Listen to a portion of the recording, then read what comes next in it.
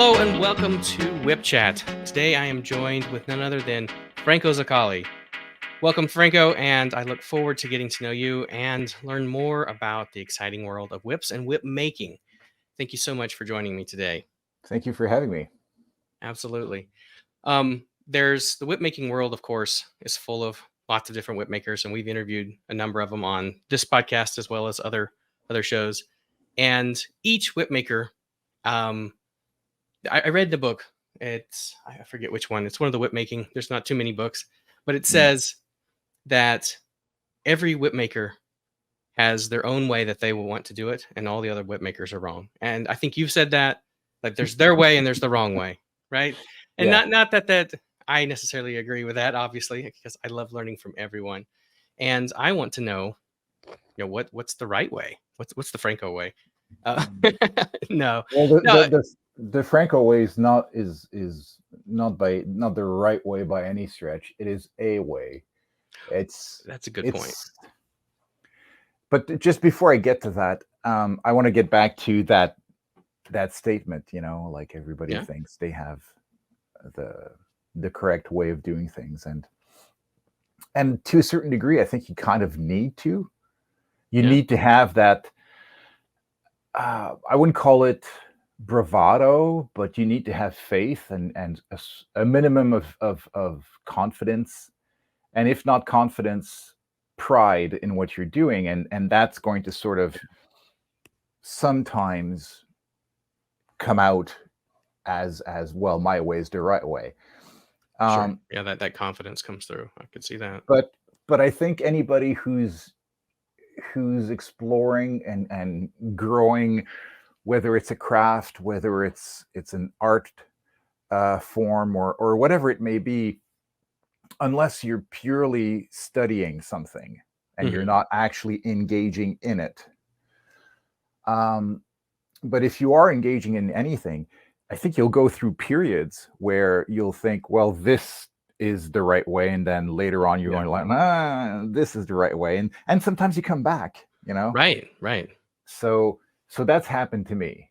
I've tried many different methods, and at every point, sometimes they were just because, well, I didn't know any better when I was starting out, for example. Right. And I think that's kind of where we want to go, is how you have brought together so many different voices.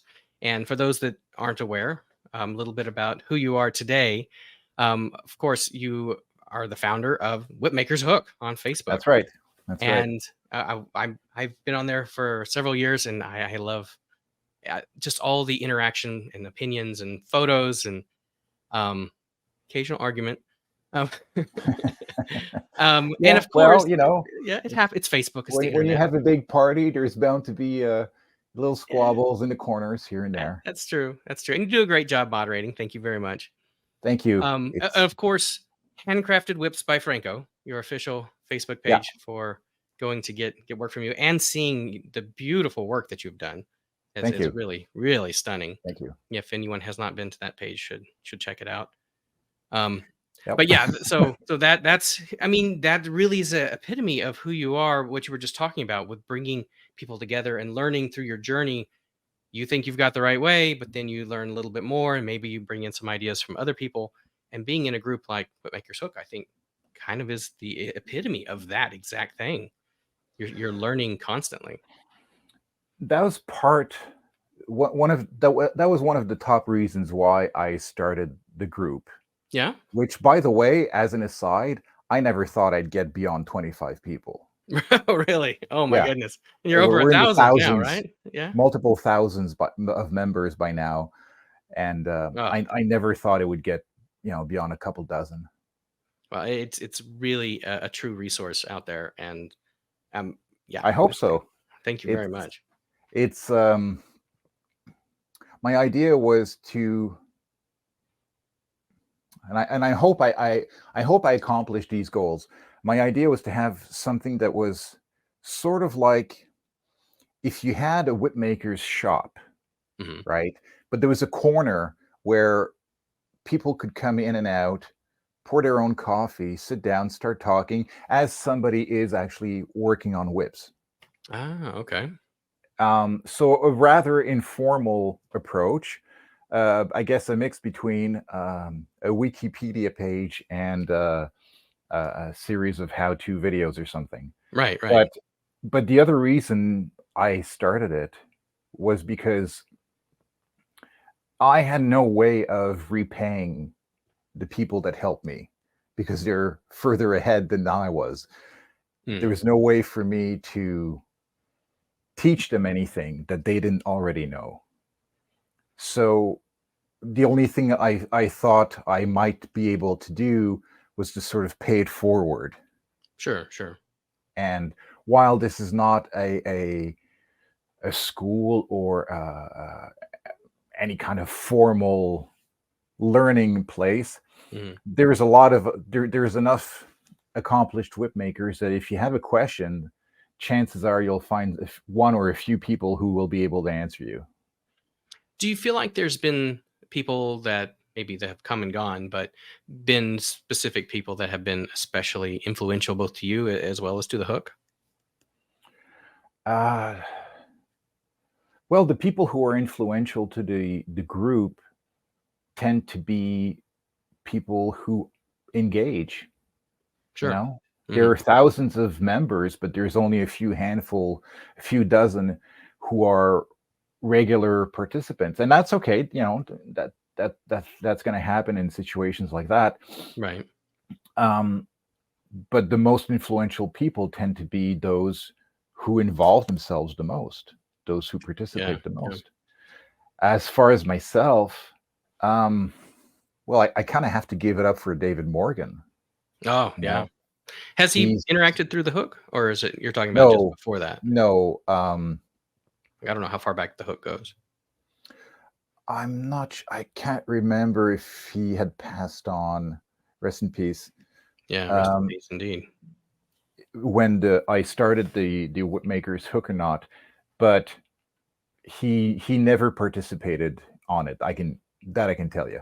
Okay. But and my participations with him were very few and far between. Unfortunately, I never met him, but I communicated with him on a few occasions. But nevertheless, the his first book, Whips and Whip Making, Mhm. um, first edition, not first printing, but first edition. Yeah. Um, that was that was a gold mine. That was to me when I found this. I think it was in a Tandy store on the Oh, book yeah. rack, Right. and it was one of those things that I didn't know what I didn't know. I had no idea how much I didn't know. I didn't even know who he was. I had no idea he'd written a book, and I think it wasn't until later that I actually connected him and Indiana Jones together. Really? So you were Yeah. into whips before you knew about David Morgan? Was it because of Indiana Yes. Jones? Yes, it was because of Raiders. Raiders, so nice. Yeah. Like so many of Um, us. yeah, I but the irony when I think back is around the same time as Raiders came out, I had a neighbor who's a couple houses down who had gotten a bullwhip as a present when his parents went to Mexico. And it Ah, was one of those oh, four no. strand, Oh, you no. know, me- Oh, no. I think I have one around here somewhere. we all have at one point or another. Yep. That was And my first one. he was the only one who had something that looked a little bit like Indiana Jones in my surroundings in my life. I had no idea. You're talking about the early '80s Yeah. before the internet, so if you don't know somebody's name or where they live, you have no way of figuring that out. You can if you have those two information, you can try and sort of call the operator and ask to be connected to the Right. operator of this city and kind of start tracking people down. Um, but without any of those two bits of information, you're hanging out to dry. And Right. Right. that was my situation in the early 80s. And it took me a few years after seeing Raiders of the Lost Ark to stumble on this book. So during that time, I was DIY as much as you can imagine. Did you? So you started with leather crafting in general early on Nope, as in childhood, or what nope. was it? What was the DIY? I've always been DIY. I've always been a maker. Right. Right. Um, I would, when I was a kid, I was into fishing, so I was kind of, I would, how do I say this? Whatever old knife I could transform into a filleting knife, Ah. I would get my hands on, and then I would have to make a leather sheet for it. So I Okay. started Okay. learning how to stitch by hand, and it kind of always kind of grew that way. Um, when I got to the idea of wanting to make a bullwhip, I didn't know anything about anything. I didn't know how to braid. I Right. didn't know it, nothing. Like this is really like going to my sister, going to my mom. How do you braid? And the best they could do was a 3-strand flat braid. It's like, well, Right. no, this is supposed to be round. How do you do this? Well, I don't know. Go figure it out. So I did. So is that where you found the book? Did you go to Tandy and ask around, or what was that process like? Um, Like what? Like that? I didn't realize I didn't know what Tandy was. I just it was one of those things where maybe we drove past a store and it's like, wait a minute. That's a leather store. Let me off here. I want to go inside. It was probably something like that. Right. It's Right. a series of happy accidents. So what are some of your early memories of working in leather, and like do you have your first whip or anything No, early on? my the the first whip I made was based on a whip that one of my uncles had made as a young man. Okay. That's He cool.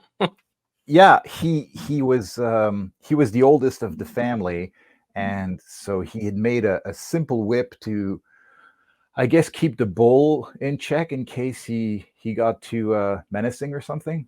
So And they had so animals. yes, so I replicated that whip, and what that whip was, um, simple as it was still really ingenious. He took a bundle of 6 feet leather laces, the one you can get at any shoe repair place. Sure. And he folded them in half. So he had an eye of sorts. Okay. And then he bound all of that up and hammered in a 8-inch spike at the fat end, Okay. and then went around with a knife and would chop off strands so that he created a taper that Oh, way.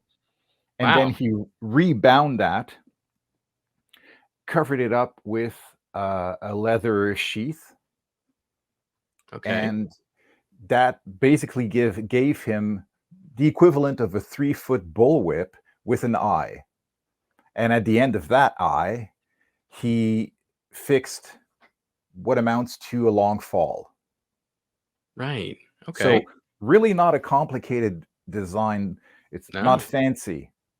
And but that's how I started learning how to how to crack. Yeah, and you start to understand that the taper idea of tapering and Yep. conservation of energy, I imagine. And that was years in the future. I knew it had to be tapered. I had no idea about what the ideal proportions were. And for a long time I thought the best shape was probably linear. Like a rope? No, like a constant taper. Ah, right. Okay. As if you would take a straight edge and just make a line.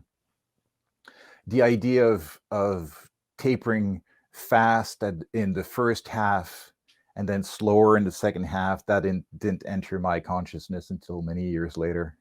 Right. Right. And Yeah. then I rebuilt that whip a bunch of time when I learned how to braid. So I took the sheet off, and I would braid over that, or I would replace the fall with a braid, and did all sorts of iterations. And eventually, from that, and by this point, I think I had found Morgan's book, which, this is going to be a scathing indictment of myself, but No, I closed that book with more questions than answers. I can understand that. There was no how do you call this? There's no definitions of terminology. Oh, okay.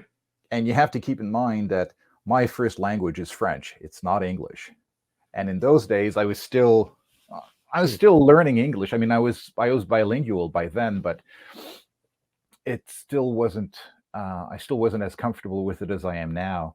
So there's terms that meant nothing to me. I didn't understand what a belly meant, and Sure. and for the young reader that I was, and as unsophisticated as I was in those days, I wasn't able to infer too much meaning. So I was left with a lot of questions. Sure. I had a similar experience when I first read it, and I Yeah. felt like there was excellent detail. I love the fact there was real pictures, not just drawings, in that book in particular. Um, Yes. and that opened my eye for some of the knots in particular. I really like that. But then there would be a section of just do this thing and then talk about the next step. I'm like, wait. Yeah. Like that's maybe simple to you, but I don't even understand. Like you said, like maybe the definition of belly or something. So That's one example. I could go pull the book and flip through it. We could have a book review. Right? It was, but like I said, it was a magical book for me. Yeah. I read it so much the spine started tearing out, and um, yeah, there was something about not just the information and the subject matter, which, finding a book on something that's so obscure as making whips, Yeah. Uh, was it was kind of like finding that golden idol. right. You slodge your way through the jungle and the brush and all the dangers, and you finally find the idol, and you're like, yes, I have it. At the Yes, candy store I with the don't back understand hand, it, but you're I gonna have it. switch. Um, That's awesome. and there was something for me that, at least in those days, seeing the maybe it was the quality of the printing, maybe it has something to do with the black and white. I'm not sure, but there was something that I found very charming, very enthralling in that book. And then later, I found the encyclopedia to rawhide and leather braiding, and Yeah. that was another step forward, and a lot of other questions. Right. Like, people now. Have you read Johnny's book? No, No, it's excellent. I have I'm not, so jealous. and I haven't read Johnny's, and I haven't read Geo's books, and I'll tell you why. Because I've been in the process of writing my own What? Oh. for, I think it's 13 years now. Oh. Ah, It's written. It's pretty much ready to go. There's just a few things I want to redo, like illustrations. But I didn't want to. I didn't think that I would change anything about my book if I read theirs. But I didn't want to read it because I didn't want to instill the doubt in anybody's mind sure. that um, I took anything from anybody. Right. I I can respect that. what I took from people like David Morgan, and people who came long before me, and my own experiences. Yeah. And my book essentially is how to make a bullwhip in kangaroo leather, a la Morgan, Okay. but adapted to the kind of skill level and tools that a newcomer might have. Oh, interesting. So it goes through the same layers, the same kind of construction, but how to get to it is different than what I do. It's adapted to a beginner. Almost says that you'll need a follow-up book for the advanced level. Well, maybe that'll be Johnny's. Maybe that'll Right. be Geo's. I don't know. I haven't read theirs yet. I haven't read Geo's, but Johnny's I can state is quite good, and I look forward to I have reading no yours doubt. as well. Well, When the book, very much like the group, kind of took me by surprise. I didn't write it with the intention of writing a book. I started writing it because I just had a major surgery that sort of had me, I don't want to say bedbound, but I couldn't do a whole lot. Okay. I was pretty static that winter. Oh. And there's only so much daytime TV you can watch before you start feeling your brain oozing out of your ears. Sure. So I started writing um, just to keep myself busy, just to keep myself occupied and my mind working. And I thought, Yeah. okay, I'll write what I know about how I make whips. And I figured 15, 20 pages tops, I'm out of there.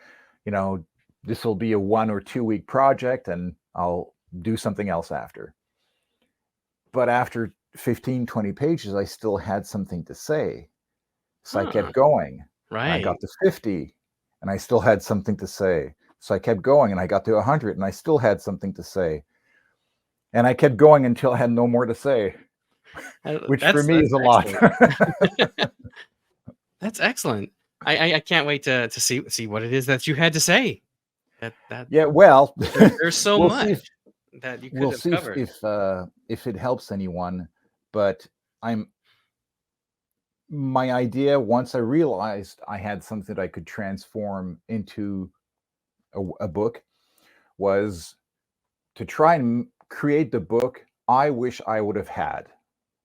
Right. Now, there's no book that's going to be able to cover everything.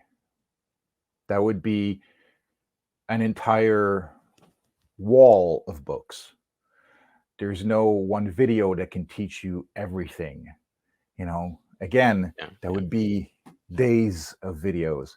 Right. But my hope isn't to, or I don't have the pretension to answer all the questions or to be the only reference on this topic. Far from it. But I'm hoping that I can be of some help. I'm hoping that I can Yeah. bring something to somebody who's starting out and who's going, ah, well, he said this, and oh, look, he just added this sentence, and now it makes more sense, Right. or something along those lines. We'll see. Right. And I think that's if you could show, and maybe you do in this, but one of the things that I like to talk to people, especially when they're asking about what goes into making a whip, it just seems like Yeah. you braid a few things together, and yeah, it's weird to braid so many strands, but it's like, so why is it so expensive, or why does it take so much time? Like, oh my goodness, how much time do you have for me to tell you? But like Yeah. whips are such a process of detail in every detail Yes. that I think one of the actually another podcast you were on, you talked about shellac and Oh, like yeah. in great detail, like Yeah. for half an hour, and it was amazing. Geez. And I Did had I expound on it so much? I don't know if it was that much, but it was quite a lot, and I might I had have.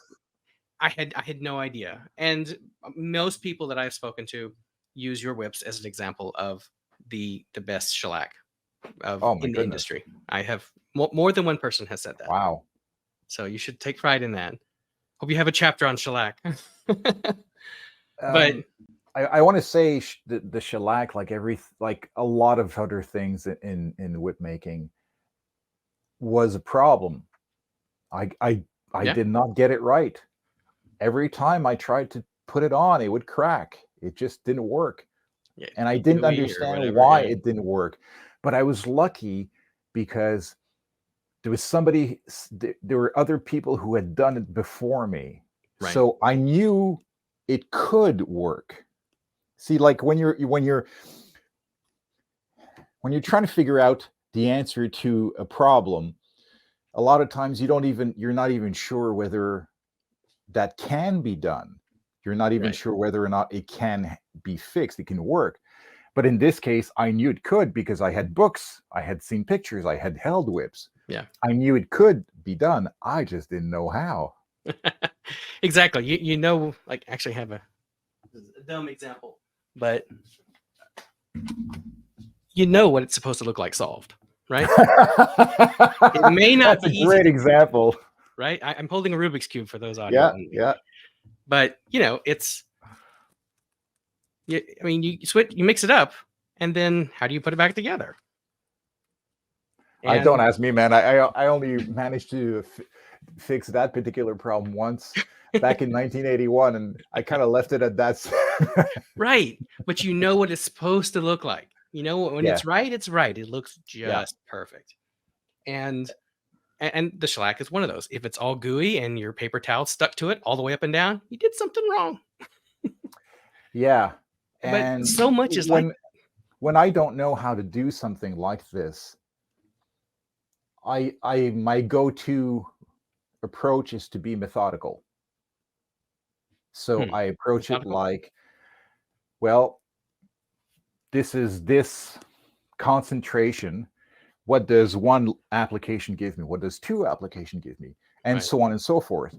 And so I did that, and I realized, and so I knew what one layer shellac did with this particular concentration, and at the other end, I knew what 10 layers did. And Okay. I was looking for two things. I was looking for the finish, Yeah. so the kind of shine, and where did it fail in terms of bending and not cracking.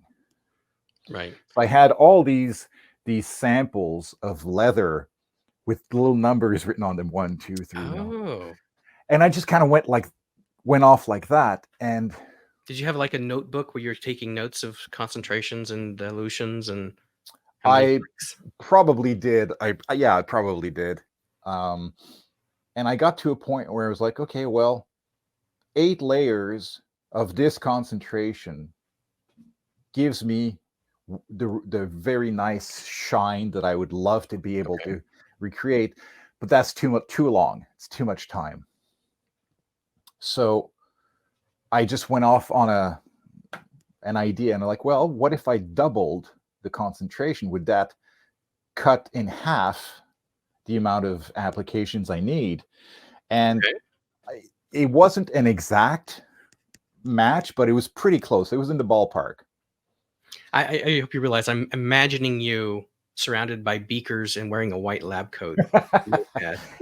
I was doing it right behind it where I am now, wearing probably a black t-shirt like this, but yeah, I can wear that. That's awesome. That's awesome. I had all these questions. I showed you them earlier, but like Yes. one of the questions I was going to ask you is like, what are some of the biggest failures you've had, and what sort of things have you learned from them? And it sounds like this is one of those things to where, like, that is definitely not right. Are there other things that jump out at you as big things you've learned that you want to pass on to others? Oh my gosh.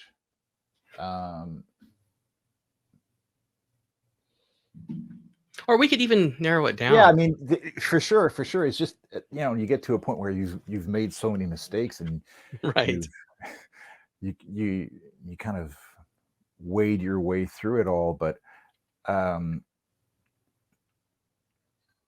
mistakes. Yeah. One of the mistakes. Sorry, I don't mean to cut you off. Please. One of the mistakes I was making was that I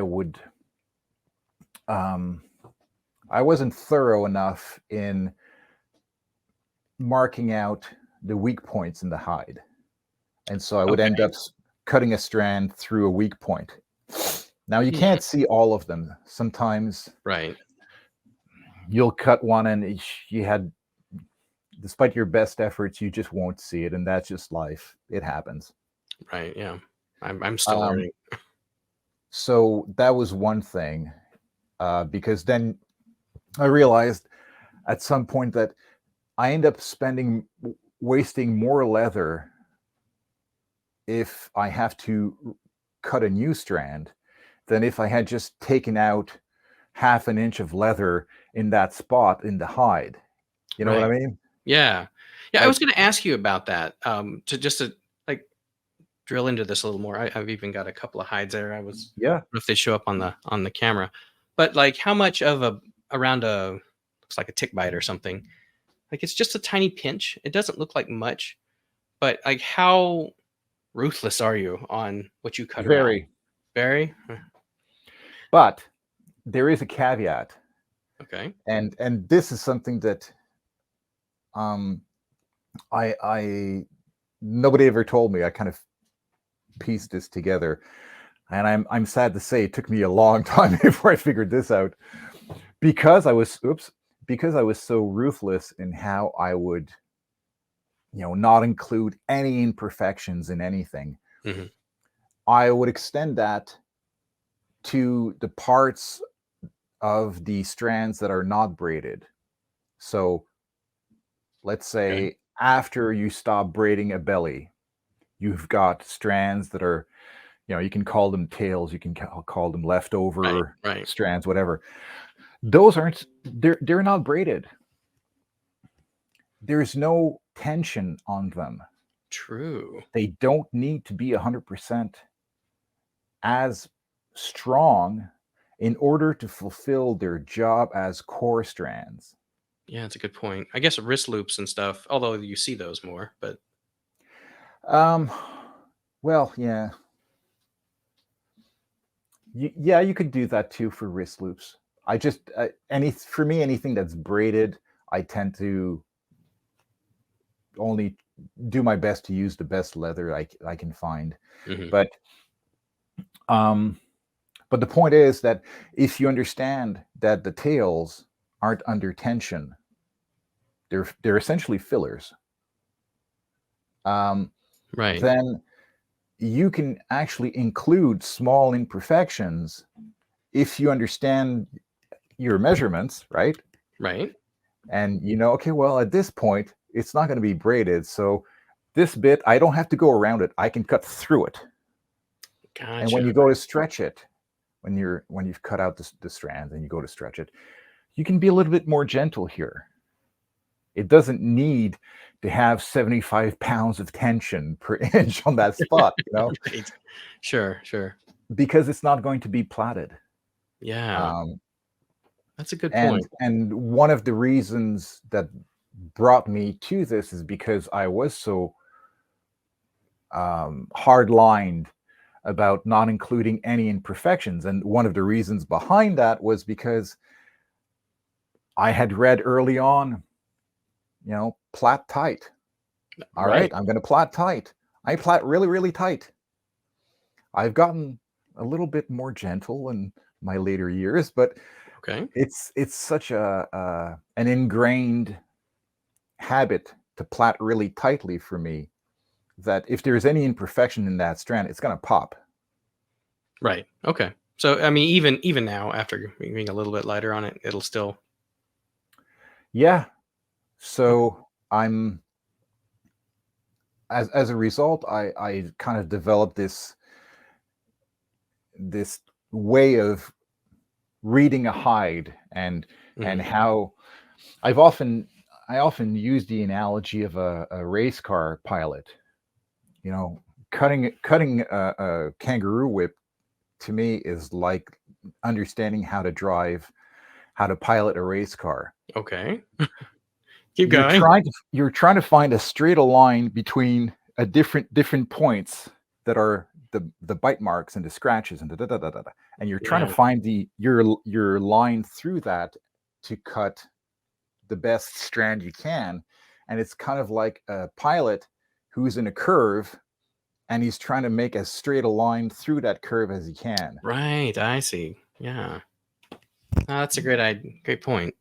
And if you And understand how to do that, then suddenly how you're looking at a hide changes.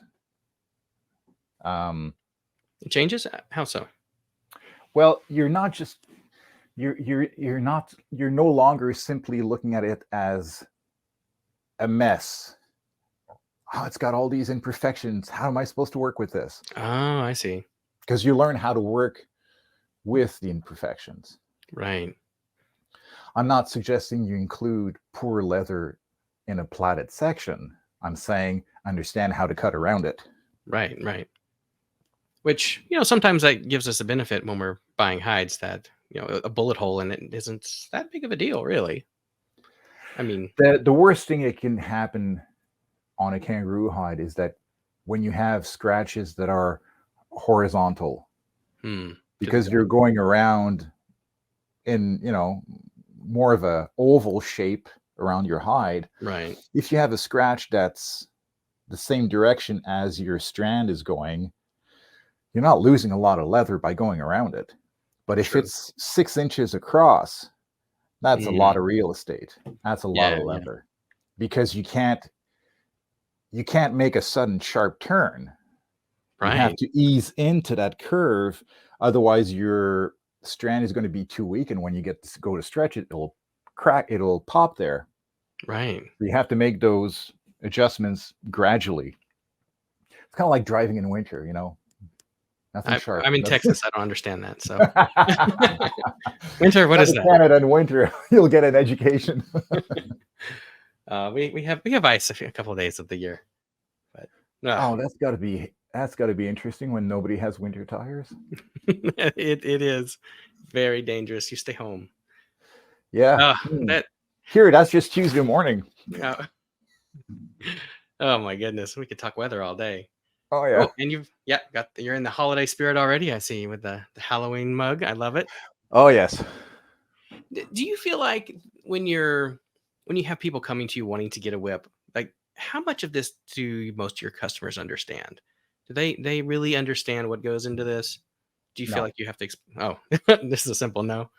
They return clients do, by force of the fact that I've spent time speaking with them about what goes into to get into them. Yes.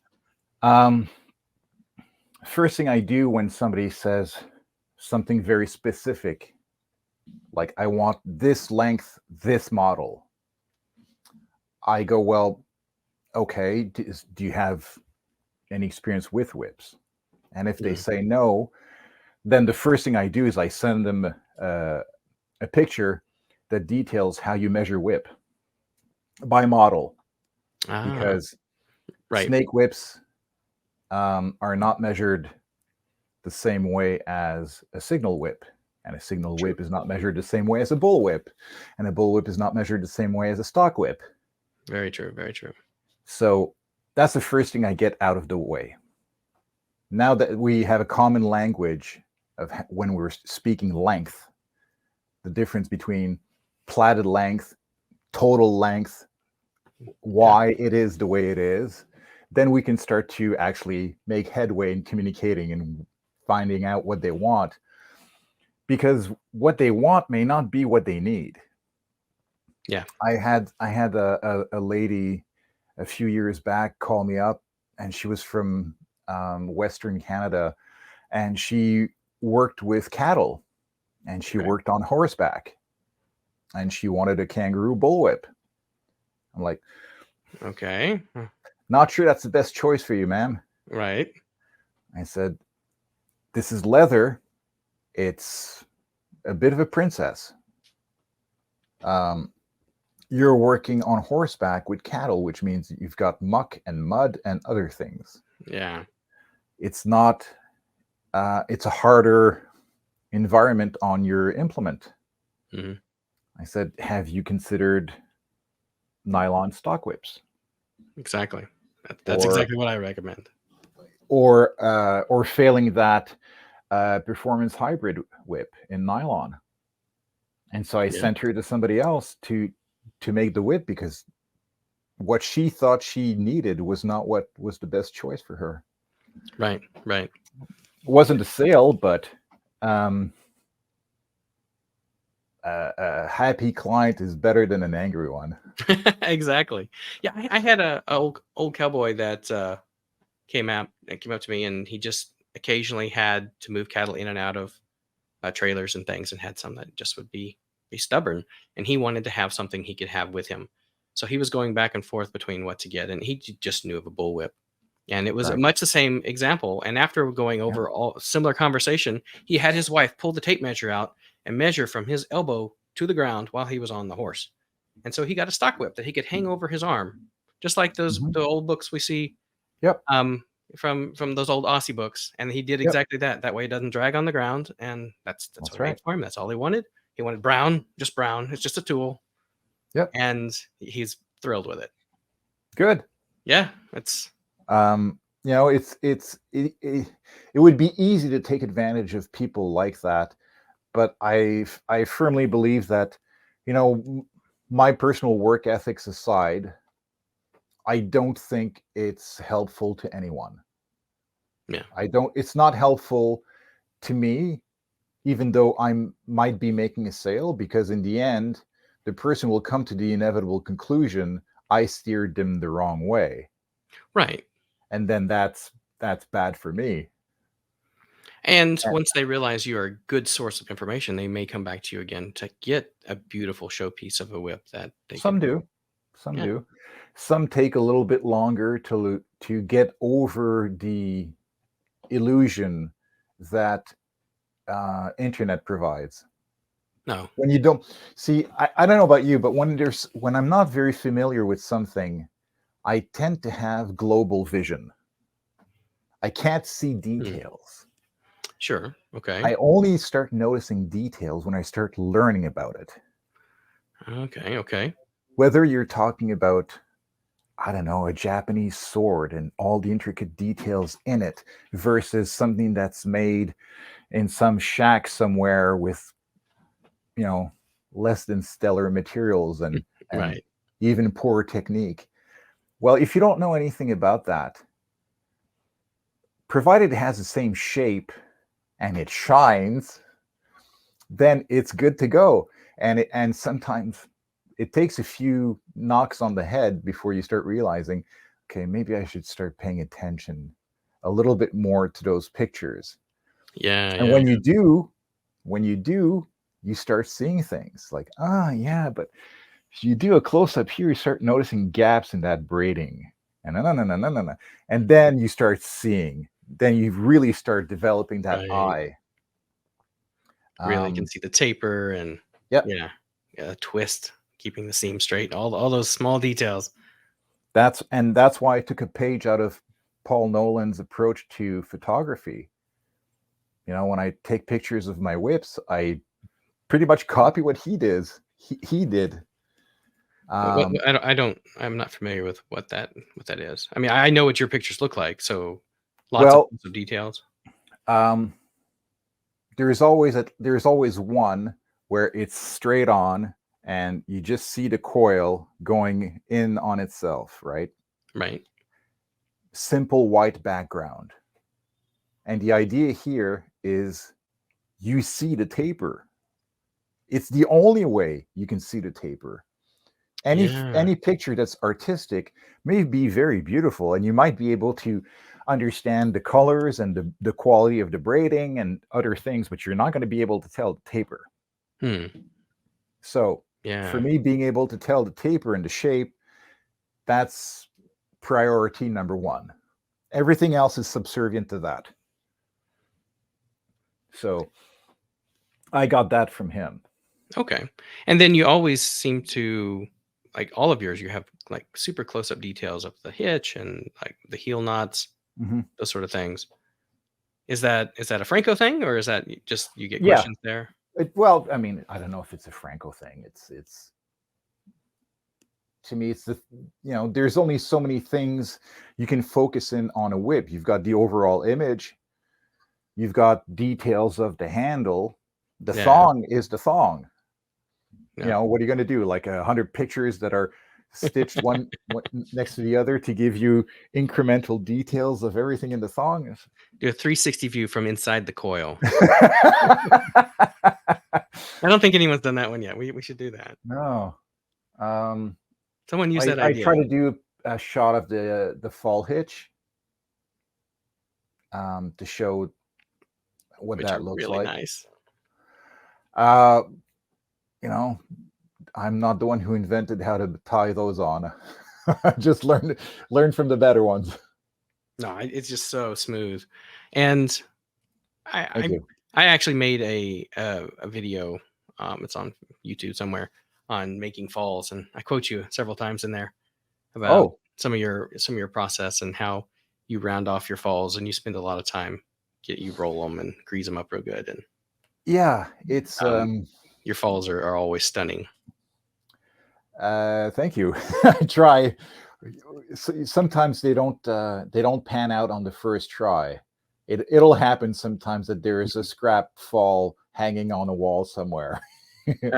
Hey, I've got this whole loop. Those are all, but half of them are, well, I think those are all nylon, but I've got another stack over on the other side that are all leather. The same reason. I actually did have a question about falls specifically, if we could just dive into that. Sure. So I have a, well, let me just grab it.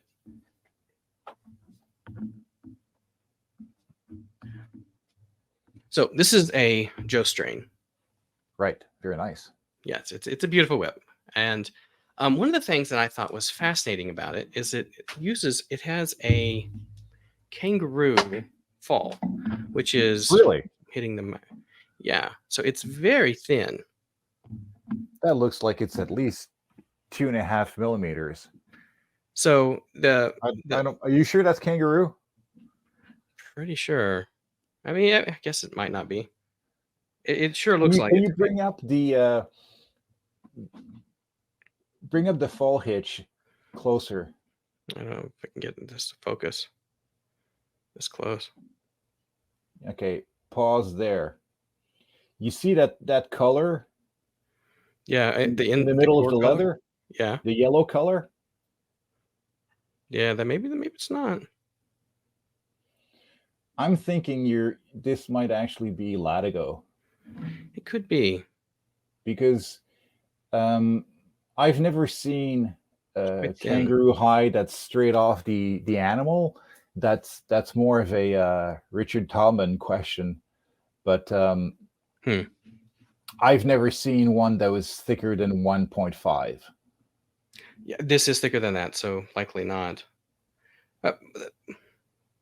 If it has a yellow middle and the rest is brown, it's very likely Latigo. Likely it is then. And my question though was on the dimensions. So, so we've got about 5 mils thereabout, and it continues the same width roughly as the thong, but the other direction is not.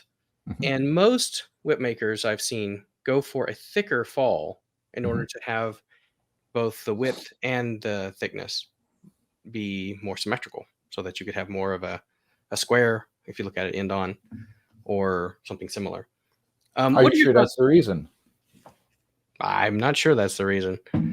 But I have seen, that has been my experience with what I've seen from whips that I have purchased and got from other people. I don't know if that's, do you think, why do you think that reason is? I mean, sort of putting ideas in your head. Well, that's, wow. The world of falls. Yes, the world of falls. That's a really, I don't want to start arguments on the internet now, but. No. Look, everything I say is either the result of my observations, my experience, or it's my interpretation. And my observations are going to be biased by my interpretation. Okay. So there's always a chance that I might be talking through my... Well, I mean, your opinion is your opinion. I think we all understand that. But having said that, I think how I look at it is, the fall serves a lot of purpose, and then the most obvious one is to try and extend the life of the plaiting. True. So that the part of the whip that's taking the brunt of the abuse of that energy release is something that is relatively easy to make and easy to replace. Right. But that's not the only part. What the fall is also doing is it continues the acceleration It of continues the the, of, taper. Yeah. of the energy. And so how I look at it is, well, the type of leather and the thickness of the leather will have a lot to do with the mass of the whip. So, for example, I can have two whips of a similar length. Let's say one is a 3-foot mini whip. Let's say a snake. Okay. So you have a 3-foot mini snake. And then next to it, you have a 3-foot snake. What's the difference? Well, the difference is the mass. Yeah, The absolutely. mini snake is not as dense in the sense that it may not have as much, or if any, lead shot in it because it's a mini. It's designed as more of a little toy than something that's designed to develop a lot of energy. Right. So it's not the length then. It's the mass. It's what's and to me the mass has a lot to do with how the energy is developed, obviously. Right. So when I'm choosing a leather for a fall for a specific whip, I'm not going to choose 4 millimeter to put on a mini whip. That would be too heavy. Yeah. It would slow down whatever energy had developed by that point. Inversely, if I put something that's too light, it's just gonna I don't necessarily have the right words for it, but it'll buck. Yes, that's a good word for it. It feels almost like a bounce. Yeah. Or like if or stretch, maybe it's another way it feels like. But you lose energy. You can tell you're losing energy at the crack. Yeah, it's the energy is it's out of control at that point, and it's kind of going everywhere. Yeah. And the funny thing is, once you even when you put the perfect fall for a whip, until you've attached a cracker on it, like if you try and do a cattleman's with a brand new whip without the cracker on it, it'll feel weird. It will, yes. It'll feel like it's bucking at the end. Yep. But put a cracker on that, and that's gone. Right. Yeah, I think, what was it, last week? I was asking you to come on the show, and I was asking you about how some whips feel better than others. Mm-hmm. And it's hard to put your finger on it. I mean, if the show hasn't shown it, I don't know what does. But there's so many details that go into this, and they all contribute. I know that. Do you like go out there with a pair of scissors and sometimes like start extra long and bring it back until it matches the whip, that sort of thing, for each whip? I tried to do that before I put it on the whip, but it will happen sometimes.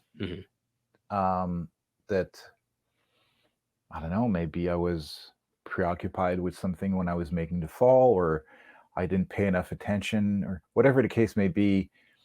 It might happen once or twice that the fall that I test the whip out with is like, it's cracking, obviously, but it's not hitting that sweet spot. Right. So then I'll bring it back to the shop and I'll tweak it. And what do I mean by tweaking it? I mean, I'll look at the taper of the fall. Right. And sometimes there's something to be done about the taper. Maybe taking a little bit off in the last third of the fall. Like it really, at that point, you're really talking minute increments, making a Right. really big difference. So you're actually like shaving down Yeah, the fall itself, reducing the diameter. Wow. that doesn't happen very often anymore, thank goodness. But yeah, it has happened in the past, and um, sometimes I would say, maybe it's a bit long. Maybe I'll take an inch off. And again, you wouldn't think that small increments would make a big difference, but they do. They really do. They really do. But it's not the difference between the whip cracking or not cracking. I mean, that you're long past that point. It's the Right. difference between a whip cracking and a whip cracking and hitting that sweet spot Almost like it cracks itself. effortlessly. Yeah, it cracks itself. Yeah, like it wants Yeah. to crack. Yeah, A good that's example of that is, let's say you have a whip that's, I don't know, at least 6 foot, something mhm, that's got some length to it. And you're just playing with it on the ground, moving it back and forth, almost like a cat wagging its tail lazily. yeah. And if you can hear at every time it hits one end or the other, that's That's the right spot. Yeah, that's a good indication that it's developing energy really, really efficiently. yeah, And that's all any of this is. It's just building the most efficient way of transmitting energy to the cracker.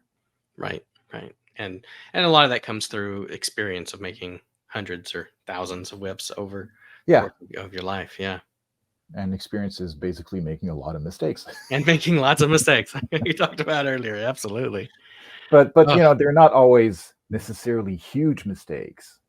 And at different points in my whip making days, I've focused on different things. hmm, So it's possible that if you would take a whip from a certain period of time, um, you would notice, well, overall it's okay, and you get to this point and it's like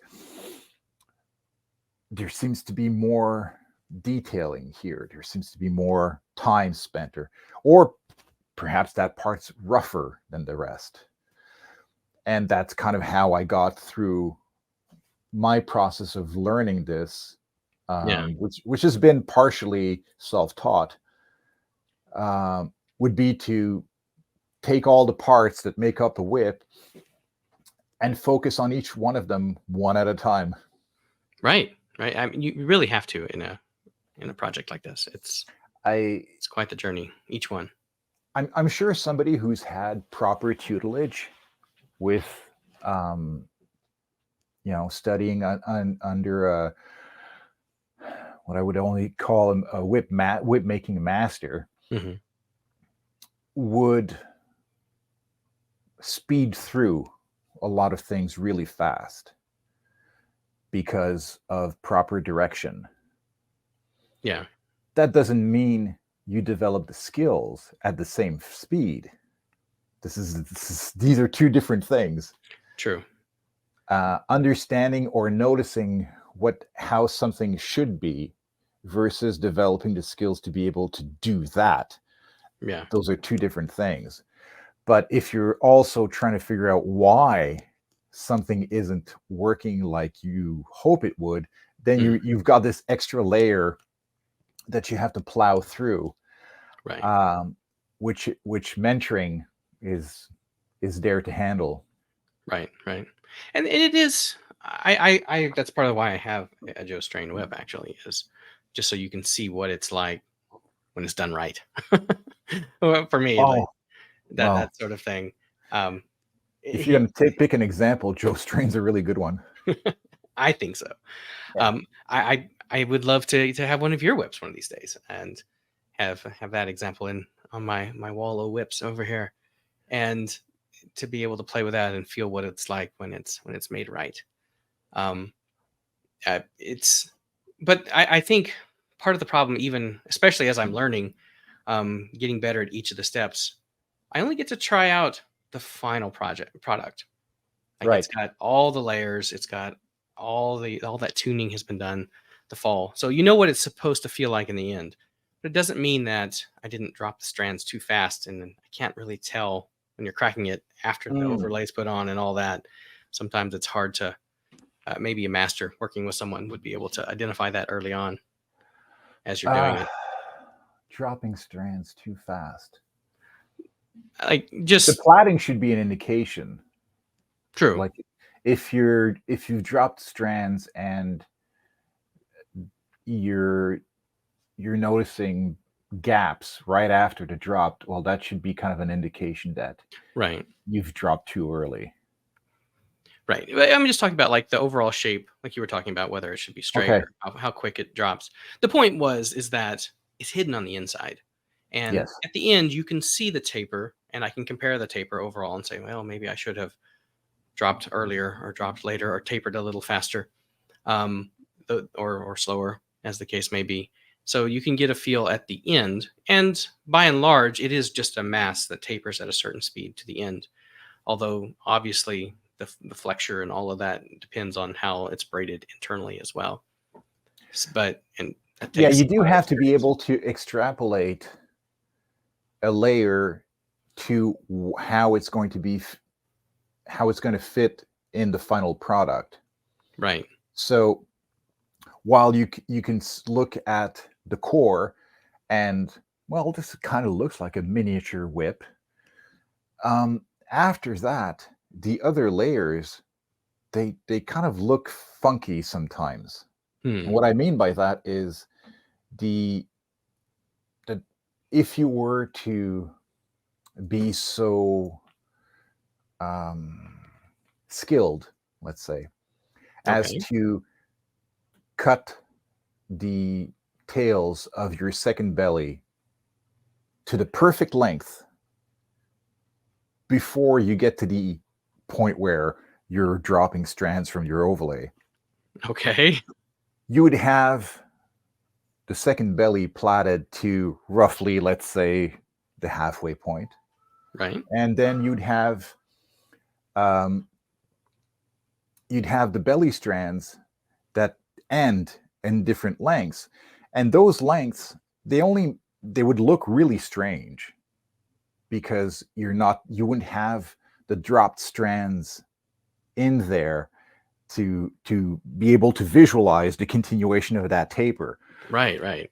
Which is basically why one of the first things I say to people who are starting out in leather, or even nylon for that matter, is resist the urge to cut your belly strands too early.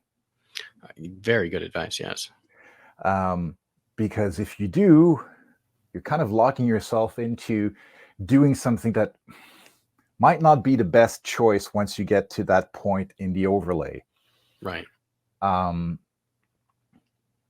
So yeah, you have to extrapolate. You have to be able to, and I think this is part, I'm not sure, I haven't had these conversations with